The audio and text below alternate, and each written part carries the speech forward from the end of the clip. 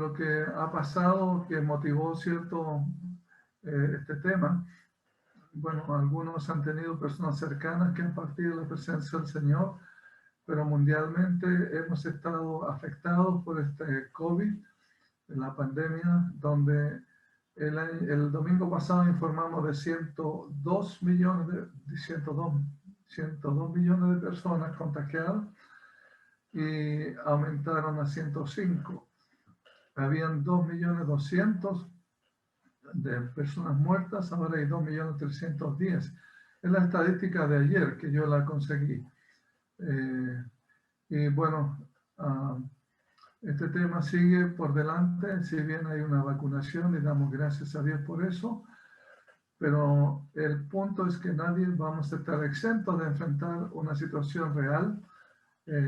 De una u otra forma, muchos ya han partido, pero hay otros que están pendientes, incluido tú y yo, quizás no ahora, pero más adelante. Entonces, la idea es como dice la Biblia, que debemos enfrentar la situación de la muerte, pero también que no es una cosa fatalista, es algo que sigue por delante en la vida de la comunión con el Señor. Entonces, vamos a leer una vez más 1 Corintios 15, versículos 21 al 23. 1 Corintios 15, versículos 21 al 23, por favor. Dice, porque por cuanto la muerte entró por un hombre, también por un hombre la resurrección de los muertos. Porque así como en Adán todos mueren, también en Cristo todos serán vivificados, pero cada uno en su debido orden. Cristo, las primicias, luego los que son de Cristo en su venida. Amén. Entonces, cada uno en su debido tiempo o su debido orden. Cristo, que resucitó, está con el Señor, está con el Padre, a la diestra del Padre. Están las primicias, luego los que son de Cristo en su venida. Y la Biblia enseña el destino eterno del alma y del cuerpo de los creyentes y de los no creyentes. El destino eterno de los creyentes será estar siempre con nuestro Señor. Y el destino eterno de los incrédulos es su lugar, la Biblia dice, de tormento. Y no es la idea, ¿cierto?, enfocar tanto en lo negativo, pero más bien esta mañana vamos a ver lo positivo en cuanto al cielo y la comunión con Dios en la eternidad. ¿Qué dice la Biblia sobre la muerte? Hablamos, ¿cierto?, que la muerte es la separación del alma y del cuerpo, dejando de funcionar el cuerpo y volviendo al polvo. Y la muerte es separación del alma. Y la Biblia nos habla que tenemos dos elementos principales, algunos tres, ¿cierto?, que son el alma y el cuerpo. Y cuando uno muere, obviamente uno va al cementerio, pero tenemos la esperanza que el Señor un día va a llamarnos a su presencia. Ahora, ¿qué dice la Biblia de la vida más allá de esta vida? En forma sucinta, la Biblia nos habla de dos caminos. Uno es el infierno, que es la separación eterna de la persona del amor de Dios. El infierno es la separación eterna de todos los seres humanos y el castigo eterno por haber fallado a alcanzar la norma de Dios en cuanto a la justicia y la santidad. El infierno es su lugar real. No vamos a entrar tanto en detalle en eso, pero sí vamos a entrar en cuanto al cielo. En contraste, ¿cómo describe la Biblia el cielo? La misma palabra Edén o Yelén, ¿cierto?, en el idioma hebreo, es equivalente al paraíso, como cuando el Señor creó al hombre en el Edén, ¿cierto? El cielo es lo que Dios planeó para la humanidad según Génesis capítulo 1 y capítulo 2. ¿Recuerda? El jardín del Edén. Y Dios puso, ¿cierto?, en el Edén a Adán y Eva para tener comunión íntima con él. Ahora, esta palabra Edén es lo mismo que el paraíso en la Biblia. En Lucas 23, 43, Jesús dijo, ¿se acuerda el ladrón? Jesús le dijo, de cierto te digo que hoy estarás conmigo, ¿dónde? En el paraíso. Según de Corintios 12, 4, el apóstol Pablo dice en la Biblia que fue arrebatado al paraíso, donde oyó palabras inefables que no les es nada al hombre a expresar. Y luego Apocalipsis 2:7 dice, el que tiene oído para oír, oiga lo que el Espíritu dice a las iglesias. Al que venciere le daré a comer del árbol de la vida, el cual está en el medio del paraíso de Dios. El árbol de la vida fue quitado, ¿cierto?, en el Edén, y bueno, estamos experimentando, ¿cierto? Esa falta de vida continua, pero cuando el Señor venga a su presencia a nosotros a buscarnos, y obviamente la Biblia dice que Él nos va a dar del árbol de la vida, el cual está ¿dónde? En medio del paraíso de Dios. Por lo tanto, nosotros vamos a ser levantados al paraíso en la comunión con el Señor, ¿ok? Y el paraíso o el cielo será un banquete de bodas. Va a haber descanso. Vamos a estar en la casa de Dios. ¿Se acuerda que Jesús dijo a Pedro, en la casa de mi Padre muchas moradas hay? Si así no fuera, yo os lo hubiera dicho. Y alguien puede buscar en Hebreos 9, capítulo 4, perdón, versículos 9 al 11. A Hebreos capítulo 4, versículos 9 al 11. Y a ver si don Sergio tiene la Biblia ahí en Apocalipsis 19, 7. ¿Tiene don Sergio la Biblia cercana? No, ok. La próxima vamos a pedirle que la tenga cercana. Pero por lo menos leamos Hebreos capítulo 4, versículos 9 al 11. ¿Qué lo tiene? Hebreos capítulo 4, versículos 9 al 11. Amén. Ok. Por tanto queda un reposo para el pueblo de Dios, porque el que ha entrado en su reposo también ha reposado de sus obras, como Dios de las suyas. Procuremos, pues, entrar en aquel reposo para que ninguno caiga en semejante ejemplo de desobediencia. Amén.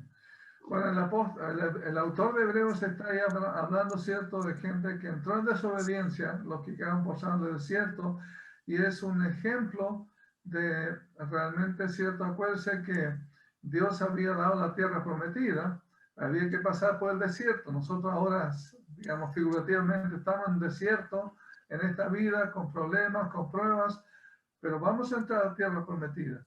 Pero hay gente que no va a entrar por causa de incredulidad y también de no sujetarse a la voluntad del Señor, de confiar en Jesús como su Salvador. Entonces, en el cielo habrá una boda. Acuérdense que la Biblia habla de esta boda en Apocalipsis 19, 7, donde el Señor es el esposo, la iglesia, ¿cierto?, es la novia. Y también la Biblia nos habla en Apocalipsis 21, del 10 al 11, de una ciudad majestuosa, la Nueva Jerusalén. Lea este capítulo en Apocalipsis 21, no es para hacerlo ahora, porque ahí está toda una descripción, no de Nueva York, no cierto de, bueno, una ciudad moderna hoy día, Dubái, ¿cierto? Hay mucha expectación sobre Dubái, cómo, ¿cierto?, se está armando una ciudad que viene a ser una especie de cielo en la tierra, pero la ciudad, cualquier ciudad en el mundo no es comparable a esta ciudad majestuosa en el cielo. Y es un lugar de aprendizaje, porque la Biblia dice que Dios nos ha llamado para que ser hechos conformes a la imagen de su Hijo.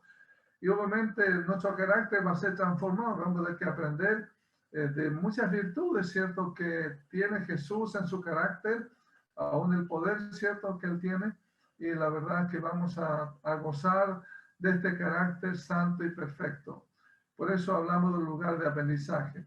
Ahora, ¿cuáles son las preguntas que la gente se hace cuando enfrenta la muerte? Por ejemplo, en el caso de mi suegra, ella nos contó que le da mucha pena pensar en la muerte porque no va a ver a sus nietos. Okay. Pero es porque ella tiene 48 años, es joven. Entonces son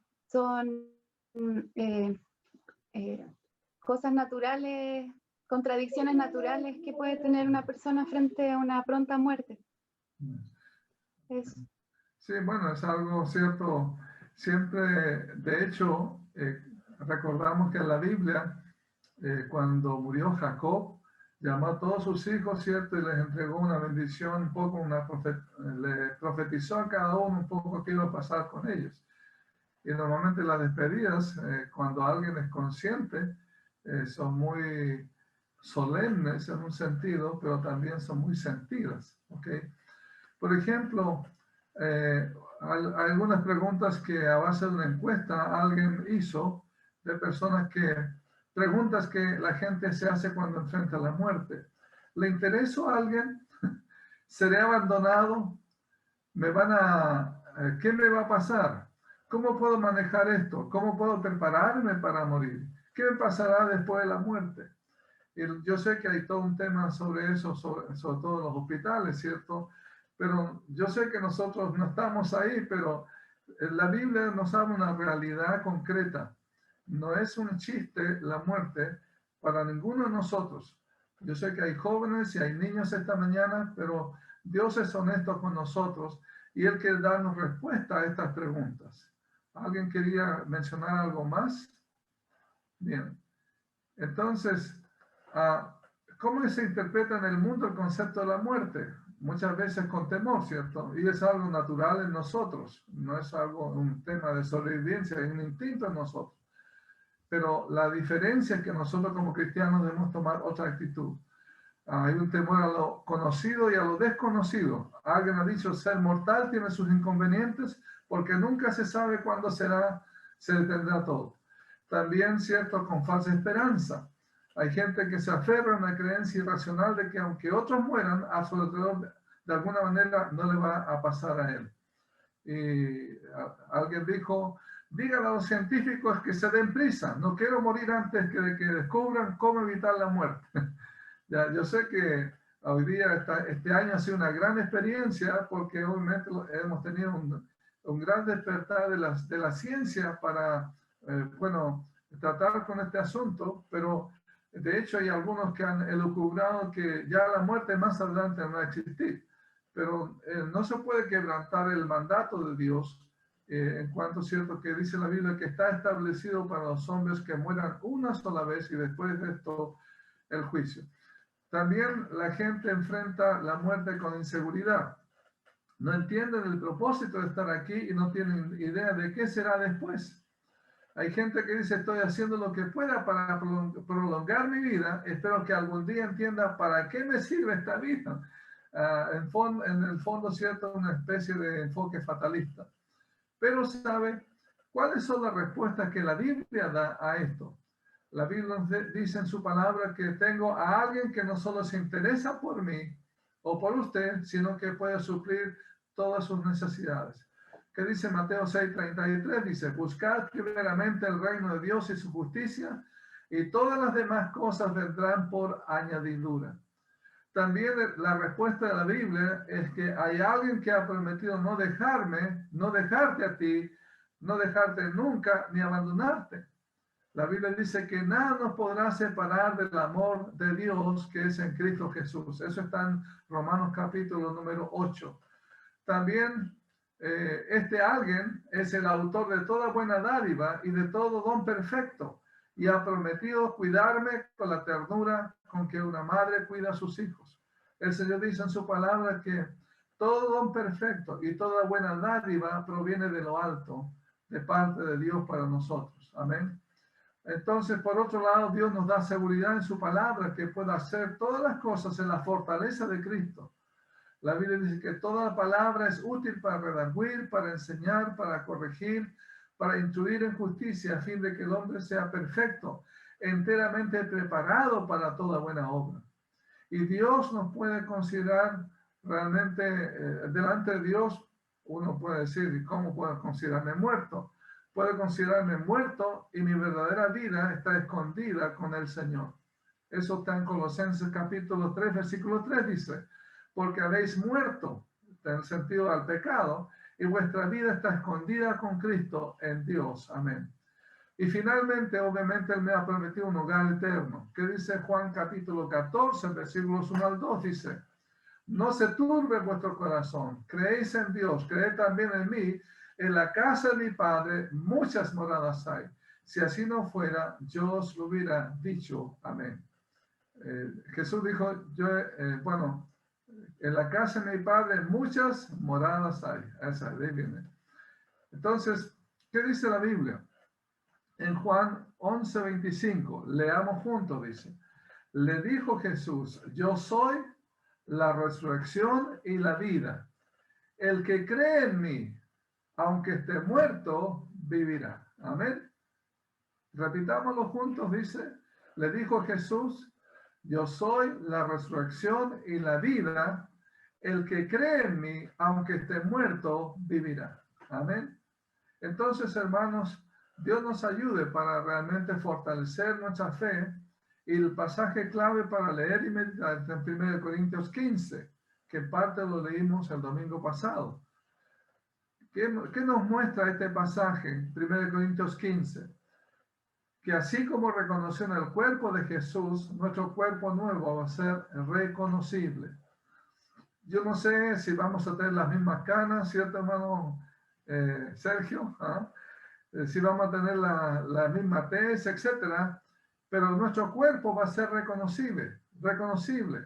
De hecho, Jesús mostró, ¿cierto?, el cuerpo de Moisés y el cuerpo de Elías, le reconocieron en la transfiguración junto con Pedro y también Juan.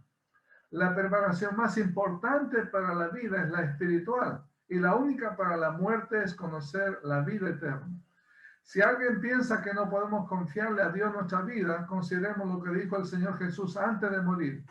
¿Qué dijo Jesús antes de morir? Estando en la cruz. Él dijo, Padre, en tus manos encomiendo mi espíritu. Padre, en tus manos encomiendo mi espíritu. Vimos a Jesús, cierto, desazonado en un momento, pero al final, realmente es cierto, Él entregó su espíritu al Señor. Amén. Y luego, cierto, sabemos que en 3 días más Él resucitó de los muertos. Por eso nuestro cuerpo resucitado, según 1 Corintios 15, el versículo 42, dice la Biblia que será incorruptible, no verá corrupción física. Será glorioso, no se desechará ni deshonrará, no tendrá diabetes, no tendrá cierto Parkinson, no tendrá pálpitos al corazón. Bueno, cuántas cosas, ¿cierto? Yo sé que podemos agregar cada una de las cosas, ¿cierto? Coronavirus, etc. No verá corrupción física, no se desechará ni deshonrará, no será susceptible a la enfermedad.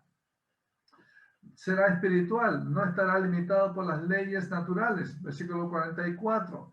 Heredará el reino de Dios, no será privado de la presencia divina. Será cambiado, no estará limitado por el cuerpo mortal. Versículo 51. Y será inmortal, no volverá a morir.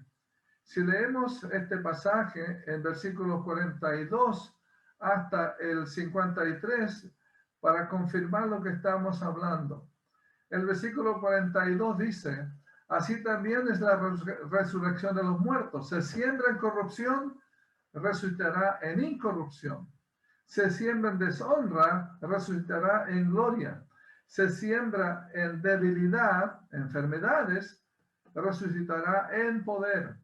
Luego se siembra en cuerpo animal, resucitará, dice, en cuerpo espiritual. Hay cuerpo animal y hay cuerpo espiritual. Luego dice, versículo número 44, ya lo leímos, versículo 50.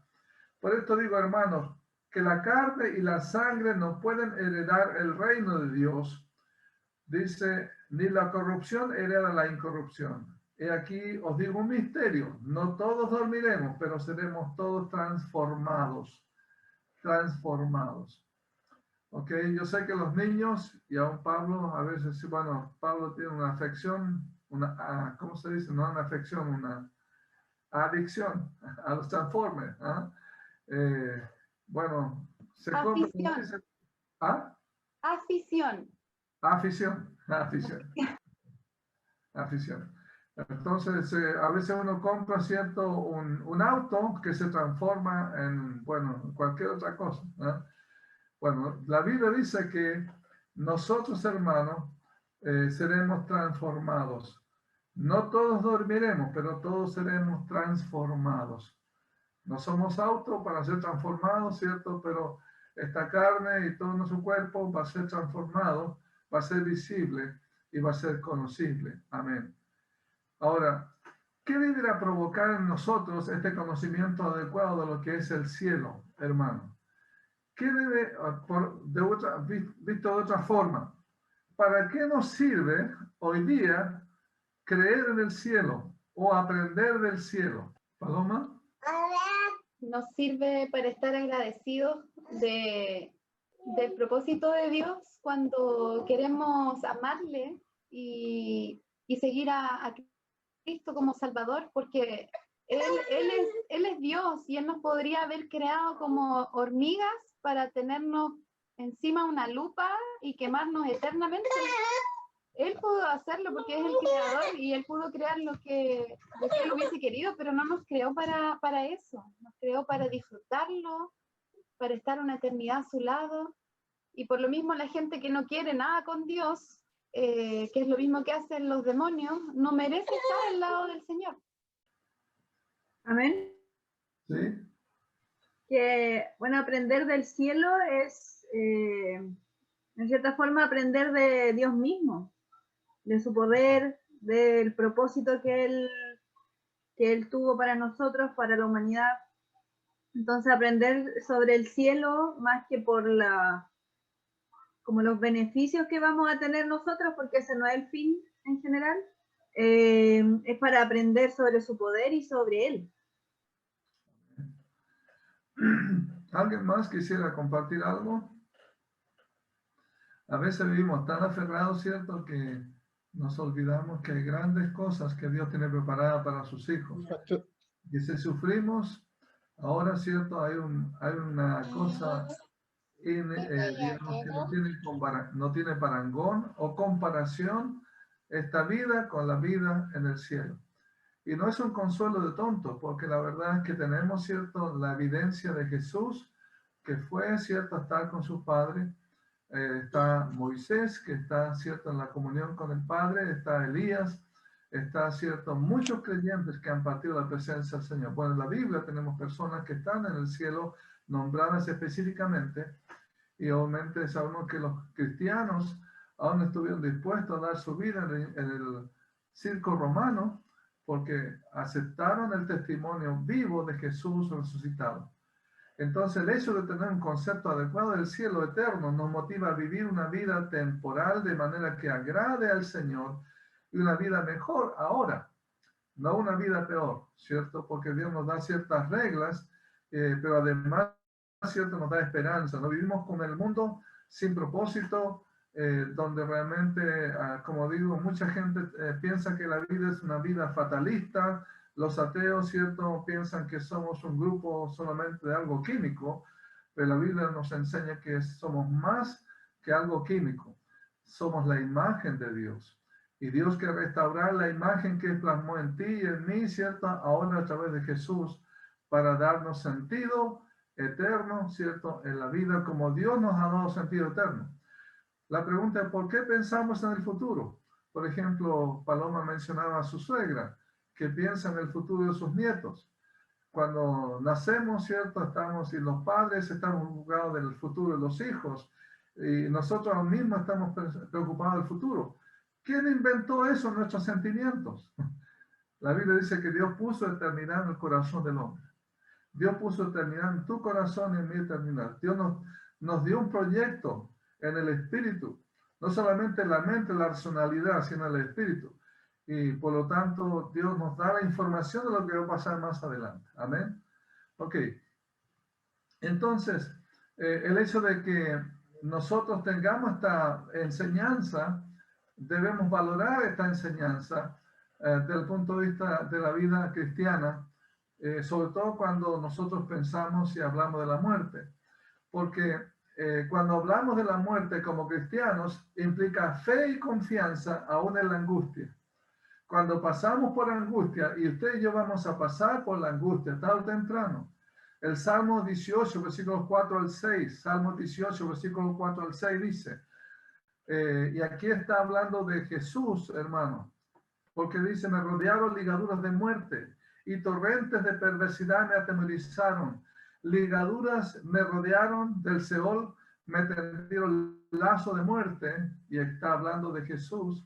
En mi angustia invoqué a Jehová y clamé a mi Dios. Él oyó mi voz desde su templo. Sabemos, cierto, que Jesús experimentó los dolores de la muerte, pero él, cierto, triunfó sobre la muerte. Entonces, cuando nosotros tomamos un camino de fe en Jesús, también tomamos un camino de fe en las adversidades y en la angustia en los tiempos difíciles. Y recordamos que el cristianismo produce corazones llenos de luz. El Salmo 68, versículo 19 al 20 dice: bendito el Señor, cada día nos colma de beneficios, el Dios de nuestra salvación. Dios, nuestro Dios ha de salvarnos, y de Jehová el Señor es librar de la muerte. De Jehová el Señor es librar de la muerte. ¿Se acuerda el versículo que mencionamos antes cuando Jesús le dijo a Lázaro y a María? El que cree en mí, aunque esté muerto, dice, vivirá. Amén. Entonces, los que tienen temor a la muerte deben saber acerca de que Dios está presente, no solamente en la vida, sino aún en la muerte y más allá de la muerte. Dios escucha el gemido de nuestros corazones y realmente debemos debemos entender que Él ejerce control soberano sobre nuestra vida. Y realmente Él realiza sus propósitos divinos a través de las circunstancias, dándonos fe para vivir y aún, cierto, para enfrentar la muerte. Dios nos ayuda a caminar con pasos firmes y pisadas seguras. Nuestra tarea es vivir y trabajar mientras sea de día, ¿cierto? Y cuando la noche llegue, vamos a seguir confiando en que Dios, el Señor, aún está en la noche controlando todo. ¿Qué dice Isaías 25:8? Dice, destruirá la muerte para siempre y enjugará Jehová el Señor toda lágrima de todos sus rostros y quitará la afrenta de su pueblo en toda la tierra, porque Jehová lo ha dicho. Amén. Palabra del Señor, ¿cierto? Destruirá, dice, la muerte para siempre y enjugará Jehová el Señor toda lágrima de todos los rostros que han confiado en el Señor. La Biblia dice que el Señor vino a buscar y a salvar lo que se había perdido. Sabemos que la salvación no es por las obras, sino por lo que Jesús hizo en la cruz, a favor tuyo y a favor mío. En el libro de Job, el famoso, el hombre, cierto, sabemos que Jesús fue el que sufrió mucho más que Job. Uno siempre se admira de Job lo que él sufrió. Si alguien no ha leído el sufrimiento de Job, yo le doy una tarea esta mañana que esta semana dedíquese a leer el libro de Job. Y cuando llegó un momento donde él estaba muy mal, acuérdense que murió su familia, se quemó su casa, y aún su cuerpo se llenó de llagas y dolores. Aún cierto, él dijo, Jehová dio, Jehová quitó, sea el nombre de Jehová bendito. Y luego empezaron sus amigos a tratar de acusarle que era su falta que había provocado todo eso, cuando Dios estaba encima del control de todas las cosas que le estaba pasando. Pero a pesar de lo que él estaba pasando, él dice, yo sé que mi Redentor vive y al final se levantará sobre el polvo y después de deshecha esta mi piel, en mi carne he de ver a Dios. En mi carne he de ver a Dios. Usted podría decir lo mismo, podemos decir lo mismo, yo mismo o usted, diciendo, yo sé que mi Redentor vive, y al fin se levantará sobre el polvo, y después de desechar mi carne, mi piel, en mi carne he de ver a Dios. Amén. Y gracias al Señor que Dios le dio la bendición de ver a Dios, ¿cierto? Al final de sus vidas, ¿cierto? Job pudo ver a Dios, ¿cierto? Aún retribuyendo y restaurándole todo lo que él había perdido, porque él realmente reconoció la soberanía de Dios en su vida. Entonces Dios quiere que tengamos seguridad de nuestra salvación, no por lo que nosotros hemos hecho, sino por la fe que hemos puesto en Jesús como Salvador. Así como Job pudo confiar en el Redentor, y sabemos quién es ese Redentor para Job y para ti y para mí, y ese es Jesucristo. Amén. La Biblia dice en 1 Pedro 2:24, dice, ¿quién llevó él mismo nuestros pecados? Hablando de Jesús. Él mismo llevó tus pecados y mis pecados. Dice, ¿dónde? En su cuerpo, sobre el madero, sobre la cruz del Calvario, para que nosotros, tú y yo, estando muertos a los pecados, vivamos a la justicia y por cuya herida fuisteis sanados. Tú fuiste sanados. Yo fui sanado y ahora Dios quiere que vivamos a la justicia, no cierto a las cosas de la carne, sino a la justicia de Dios. Lo que corresponde a cada uno entonces es aceptar el sacrificio de Cristo, arrepentirse de nuestros pecados y seguir al Señor. Amén. Seguir comprometidos como discípulos. No cierto como observadores, sino como gente que está siguiendo al Señor. A través, cierto, la fe, a través de su palabra, a través de la oración, a través de testificar de la fe que usted tiene en Jesús como su Salvador. Amén. Entonces, amigos y hermanos, que el Señor bendiga su palabra esta mañana. Que podamos dar un enfoque correcto a la vida y también a la muerte. Y que la muerte no sea, cierto, lo fatal que nos pueda suceder. Yo sé que va a ser un tiempo doloroso, un tiempo de contradicciones, como preocupaciones por qué va a pasar más adelante, ¿cierto? Aún nuestro cuerpo, cómo va a ser dañado por la corrupción, como dice la Biblia, ¿cierto? Porque vamos a tener, ¿cierto?, un tiempo de debilidad. Y eso lo vimos, ¿cierto?, en el libro de Eclesiastés capítulo 12, la semana pasada. Pero Dios nos da fortaleza para enfrentar estas debilidades y enfrentar, ¿cierto?, con la esperanza que Jesús dijo que el que cree en mí, aunque esté muerto, vivirá. ¿Usted cree en Jesús como su Salvador? ¿Usted cree que Dios le ha perdonado, le ha salvado? Que la herida de Jesús, los clavos en sus manos, los clavos en sus pies, la corona de espina, porque le dice, por cuya herida fuisteis sanados. No está hablando de sanidad física, está hablando de sanidad espiritual, del alma. Dios está hablando del perdón de nuestros pecados para tener comunión con Él y llevarnos a la gloria cuando Él nos llame a su presencia. Entonces, que Dios le dé la gracia y la fe plena en el Señor de que usted es un hijo de Dios que ha nacido de nuevo por la fe en Jesús. Si no ha sido así, en el Señor le invito a que en esta tarde usted doble su rodilla, no como un acto ritual, sino de corazón, y en su casa pueda orar al Señor diciéndole, Señor, entrego mi vida plenamente a ti para que tú me perdones, me salves. Yo quiero arrepentirme de mis pecados